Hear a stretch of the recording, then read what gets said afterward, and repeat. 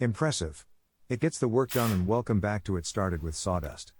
Today, we get our hands dirty with the Shockwave right angle adapter from Milwaukee.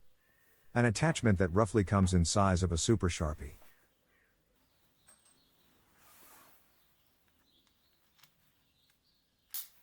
Pretty sleek design for tight access.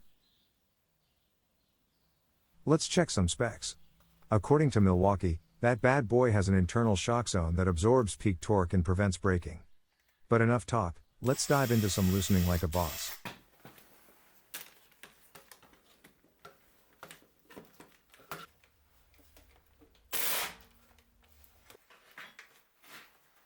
As you can see, this tough tool takes a lot of torque and works perfectly in tight spaces.